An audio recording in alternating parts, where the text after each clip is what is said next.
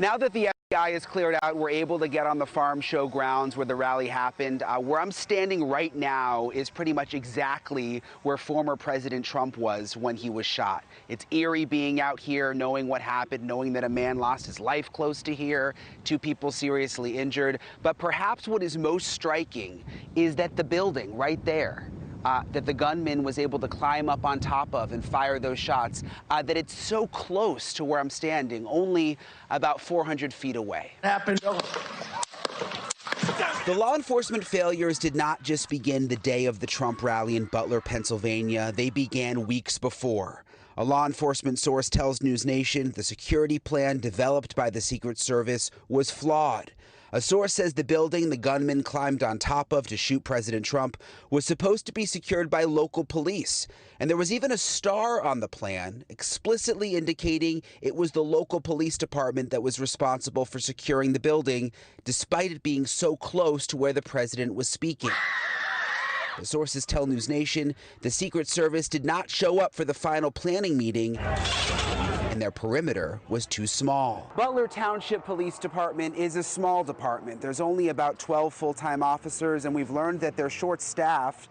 The chief retired, and there's actually a lieutenant in charge right now. And sources close to the department tell us that they were shocked when they found out they wouldn't be doing traffic for the former president's event, but instead would be in charge of securing the building. Staffing concerns have come up again and again. The Trump campaign had asked the Secret Service for beefed up security in the past. And NewsNation has learned the day of the rally, the Secret Service requested an additional police unit outside the building, but Butler Township said they didn't have one. And during the rally, a source says the local police officers were inside the building, not keeping an eye on the roof. Both federal and local sources agree that local officers were on the roof briefly, but because of the heat, moved down to the ground. Another team of local officers was doing surveillance from inside the building through a window. Sources have said since the beginning that there were communication issues, but it appears it's even worse than we realized. The House Committee on Homeland Security says they've discovered that the Secret Service and local police were not even able to communicate over their radios. And normally, they put a person from the locals in the Secret Service area. Today, the locals shared with us that they were not allowed to have anybody in there. So that makes you want to dig a little further, right? And in terms of radio communications, from what we could tell today, and we need to get some clarity, some granularity on this, there was very limited communication between the locals or the outer perimeter and the inner perimeter. There he is. It appears it was people at the rally who spotted the gunman even before police. When did you first notice the shooter? We noticed the shooter because people to my left of us the guys were talking that they were seeing someone on the rooftop. A minute or two before the shooting, saw a guy, gray shirt, climbing up the metal roof on the building right beside us, and didn't know what he was doing, trying to alert cops and police that there was a guy crawling on the roof.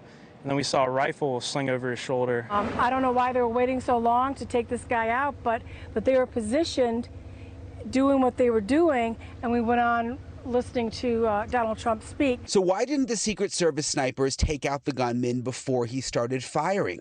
NewsNation obtaining this photo with a timestamp of 6:04 p.m., 7 minutes before the shooting, and you see snipers looking in the direction of the gunman. We also obtained a photo from 5:41, even earlier, that shows snipers looking at the roof.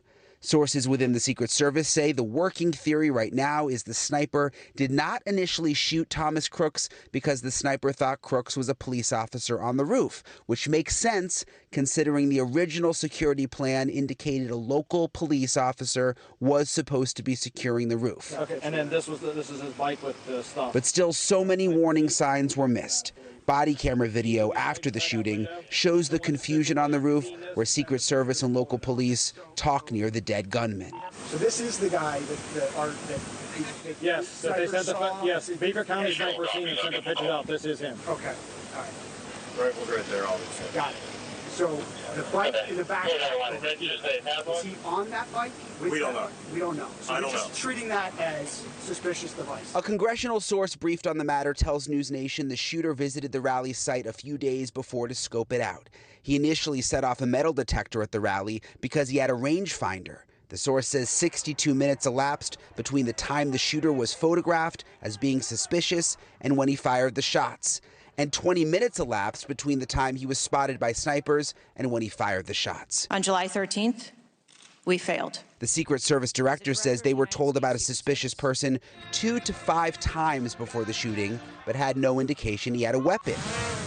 And we know he even flew a drone over the site ahead of the rally. The big question, how is it possible it was members of the public who spotted crooks with a gun even before federal and local law enforcement? People were staring and showing us that there seemed to be a figurine or somebody on one of the roofs to the left of us. Sources tell NewsNation one of the biggest issues is that the security perimeter established by the Secret Service was too small and not secure. NewsNation obtaining this photo that shows people outside the perimeter partying along the fence line during the rally. Some experts argue that allowing spectators to be so close to the fence with an eye shot of the president shows just how lax security was. Hey, thank you for watching. Please go to newsnationnow.com, newsnationnow.com, and you can find NewsNation on your television provider. And don't forget to click the red subscribe button down below. Then you will get more of NewsNation's fact-driven coverage.